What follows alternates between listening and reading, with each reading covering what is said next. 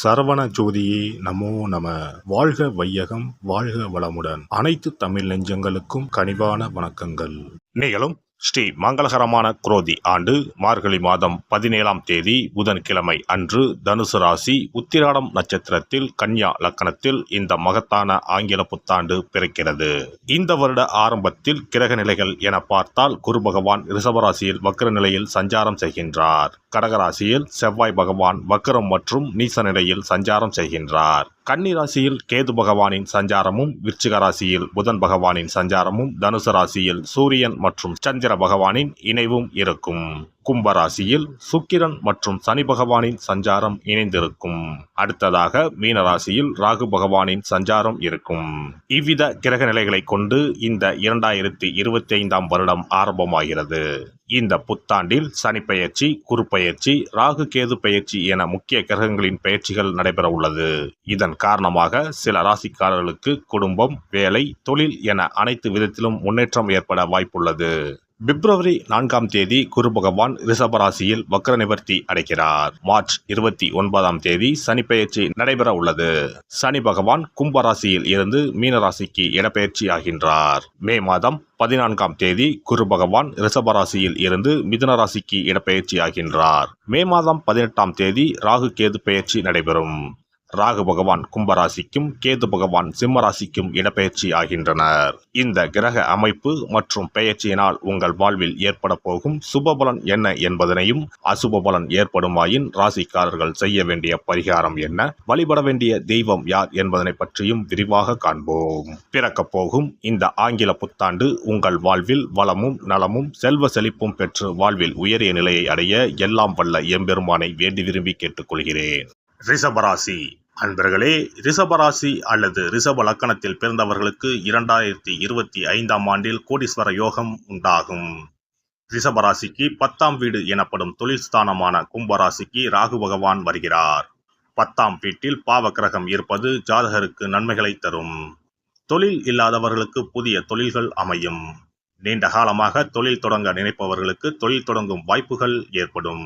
குரு பகவான் மிதுனம் ராசிக்கு இடம்பெயர்வதால் பெருமளவு பணம் வருவதற்கான அதிக வாய்ப்புகள் ஏற்படும். மனதளவில் எதையும் செய்து முடிக்க முடியும் என்ற தன்னம்பிக்கையும் தைரியமும் அதிகரிக்கும். நெருக்கமானவர்களின் பலம் மற்றும் பலவீனங்களை புரிந்து கொள்வீர்கள். ஆன்மீக பணிகளில் ஈடுபாடு மேம்படும். பழக்க வழக்கங்களில் மாற்றங்கள் உண்டாகும். வாகன பயணங்களில் நிதானம் அவசியம். பாக பிரிவினை தொடர்பான செயல்பாடுகளில் எதிர்பார்ப்புகள் நிறைவேறும். ஆரோக்கியம் சார்ந்த விஷயங்களில் சற்று கவனத்துடன் இருக்க வேண்டும். உறவினர்கள் வகையில் சூழ்நிலைக்கு ஏற்ப அனுசரித்து நடந்து கொள்ளவும். ஆடம்பர பொருட்களின் மீதான செலவுகளை குறைப்பதன் மூலம் சேமிப்புகளை மேம்படுத்த முடியும். தாய்மாமன் வழி உறவுகளிடம் விட்டு கொடுத்து நடந்து கொள்வது நல்லது. உயர் அதிகாரிகளின் ஒத்துழைப்பு சாதகமாக அமையும். எதிர்பாராத சில பயணங்கள் மூலம் சோர்வும் புதுவிதமான அனுபவமும் கிடைக்கும். உடல் ஆரோக்கியத்தை பொறுத்தவரை சற்று கவனம் வேண்டும். பரம்பரை நோய்கள், தொற்று நோய்களால் ஏற்பட்ட பாதிப்புகள் படிப்படியாக குறையும். பெண்களை பொறுத்தவரை குடும்பத்தினரிடையே உங்கள் ஆலோசனைக்கு மதிப்புகள் தாமதமாகவே கிடைக்கும். தம்பதிகள் ஒருவரை ஒருவர் புரிந்து கொண்டு செயல்படவும். விலை உயர்ந்த பொருட்களில் கவனம் வேண்டும். பிள்ளைகள் மீதான அக்கறை அதிகரிக்கும். வாகன சொத்து சேர்க்கை செயல்களில் சிந்தித்து முடிவெடுக்கவும். துணையை இழந்தவர்களுக்கு மறுமண பாக்கியம் உண்டாகும். மாணவர்கள் கல்வியில் கூடுதல் கவனம் செலுத்தவும். ஆசிரியர்களின் ஆலோசனை நல்ல மாற்றத்தை தரும். எதிர்காலம் சார்ந்த முடிவுகளில் அவசரமின்றி பொறுமையை கையாளவும். குடும்ப விஷயங்களை பகிராமல் இருப்பது உங்கள் மீதான நன்மதிப்பை மேம்படுத்தும். போட்டி தேர்வுகளில் எதிர்பார்த்த மதிப்பெண் கிடைக்கும். பணிபுரிவோருக்கு பணிபுரியும் இடத்தில் மதிப்பும் மரியாதையும் அதிகரிக்கும். அரசு ஊழியர்களுக்கு பதவி உயர்வு உண்டாகும். பணிபுரியும் இடத்தில் சில நுட்பமான விஷயங்களை புரிந்து கொள்வீர்கள். ஊதியம் கிடைப்பதில் ஏற்ற இறக்கம் உண்டாகும். சக ஊழியரிடத்தில் கோபமான பேச்சுக்களை குறைத்துக் கொள்வது நல்லது. மற்றவர்களின் விவகாரங்களில் தலையிடாமல் இருப்பது நன்மையை தரும். வேலை தேடுபவர்களுக்கு தகுதிக்கேற்ற வேலை கிடைக்கும். வியாபாரிகளுக்கு தொழில் வியாபாரத்தில் திட்டமிட்டு செயல்படுவது முன்னேற்றத்திற்கு வழிவகுக்கும். அபிவிருத்திக்கான எண்ணங்கள் மனதளவில் மேம்படும். அரசு வழியில் எதிர்பார்த்த உதவிகள் சாதகமாக அமையும். வெளிநாட்டு வர்த்தகங்களில் இருந்து வந்த தாமதங்கள் மறையும். கூட்டாளிகளிடம் பொறுமை காப்பது நல்லது. புதிய தொழில் தொடங்குவதற்கான எண்ணங்கள் சாத்தியமாகும். கால்நடைகளால் விரயம் உண்டாகும். சக விவசாயிகளிடம் வீண் விவாதங்களை தவிர்ப்பது நன்மையை தரும். கலைத்துறையினரை பொறுத்தவரை வளர்ச்சி படிப்படியாக உயரும். புதிய வாகனங்கள் வாங்கும் வாய்ப்புகள் கிடைக்கும். தொழில்நுட்ப துறைகளில் இருப்பவர்களுக்கு நல்ல வாய்ப்புகள் கிடைக்கும். உழைப்பிற்கான அங்கீகாரமும் கிடைக்கும். மனதிற்கு சந்தோஷமான காரியங்கள் நடக்கும். அரசியல்வாதிகளை பொறுத்தவரை புதிய பொறுப்புகளும் பதவிகளும் கிடைக்கும். வெளிநாட்டிற்கு செல்ல நினைத்தவர்களின் முயற்சிகள் வெற்றியாகும். எதிரிகளால் ஏற்பட்ட இன்னல்கள் விலகும். எதிர்பார்த்த உதவிகள் சரியான நேரத்தில் வந்து சேரும். ஸ்ரீரங்கத்தில் வீற்றிருக்கும் பெருமாளை வழிபாடு செய்து வர குடும்பத்தில் இருந்த வேறுபாடுகளும் புத்திர பாக்கிய தடைகளும் படிப்படியாக குறையும். சிறப்பு தொகுப்பு 2025ஆம் ஆண்டு சிறப்பாக அமைய புத்தாண்டு அன்று இதை மட்டும் செய்தால் போதும். 2025ஆம் ஆண்டு புத்தாண்டை வரவேற்க அனைவரும் ஆவலாக காத்திருக்கிறோம். ஆனால் அதற்கு முன்பு 2024ஆம் ஆண்டிற்கு நன்றி சொல்லி விடை கொடுப்பதும் மிகவும் முக்கியமானதாகும். இந்த ஆண்டில் கிடைத்த நல்ல விஷயங்களுக்கு நன்றி சொல்வதுடன் கிடைக்காமல் போன விஷயங்களுக்கும் சேர்த்து நன்றி சொல்ல வேண்டும். இதனால் பிறக்கப் போகும் புதிய ஆண்டில் அவைகள் இன்னும் சிறப்பாக நமக்கு நடப்பதற்கு வழிவகுக்கும்.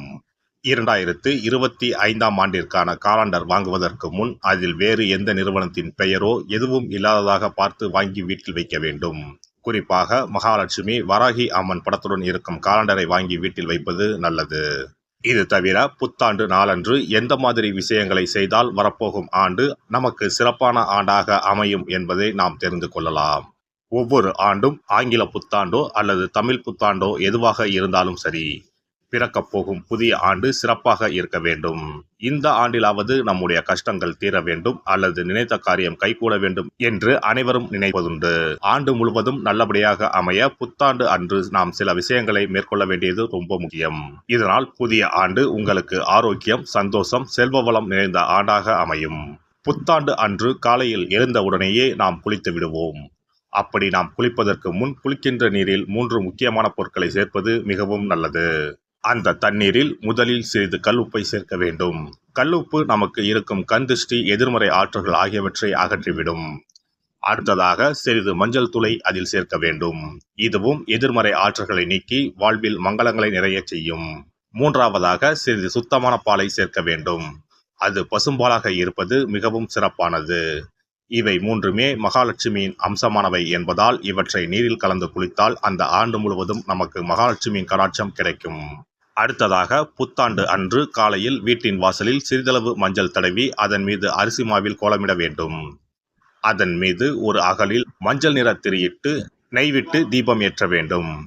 அதற்கு பிறகு வீட்டிற்குள் நல்லெண்ணெய் தீபம் ஏற்றி அன்னாசி பூ நறுமணம் கொண்ட ஊதுபத்தியை ஏற்றி வைத்து வழிபட வேண்டும். இந்த ஆண்டில் வராகி அம்மனை வழிபடுவது சிறப்பானது. இதனால் வெற்றிகளும் மகிழ்ச்சிகளும் கூடும்.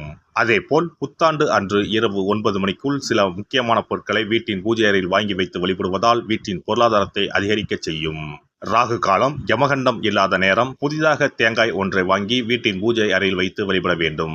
அதன் பிறகு அதை எடுத்து சமையலுக்கு பயன்படுத்திக் கொள்ளலாம். தேங்காய் மங்களத்தின் அடையாளமாக கருதப்படுகிறது. இந்த பொருளை வீட்டில் வாங்கி வைப்பது மிகவும் நல்லது. அதோடு மயிலிறகை தேவஸ்தான கடைகளில் போய் வாங்கி கொண்டு வந்து வீட்டில் வைக்கலாம். முருகப்பெருமானின் வாகனமாக இருக்கக்கூடிய மயிலின் இறகை வீட்டில் வைப்பதால் நேர்மறை ஆற்றல்கள் பெருகும். அடுத்ததாக ஒரு கைப்பிடி அளவாவது பச்சரிசியை வாங்கி வீட்டில் வைத்து வழிபடலாம். கடைசியாக லட்சுமி குபேரர் சிலையை வாங்கி வைக்கலாம். லட்சுமி குபேரர் சிலை கிடைக்காவிட்டாலும் லட்சுமி குபேரர் படத்தையாவது வாங்கி வைத்து வழிபடுவது சிறப்பு. இதனால் ஆண்டு முழுவதும் வீட்டில் செல்வம் பெருகிக் கொண்டே இருக்கும். எல்லாம் வல்ல இறையருளால் நீங்களும் உங்கள் அன்பு குடும்பமும் உடல் நலம், நீலாயுள், நிறை செல்வம், உயர் புகழ், மெய்ஞானம் ஓங்கி வாழ்க வளமுடன். இந்த வீடியோ பதிவு உங்களுக்கு பிடித்திருந்தால் லைக் பண்ணுங்க, கமெண்ட் பண்ணுங்க, ஷேர் பண்ணுங்க. மறக்காம சப்ஸ்கிரைப் பண்ணுங்க. பக்கத்துல இருக்கிற பெல் பட்டனை கிளிக் பண்ணுங்க. நன்றி, வணக்கம். ஓம் நமச்சிவாய. சிவாய நம.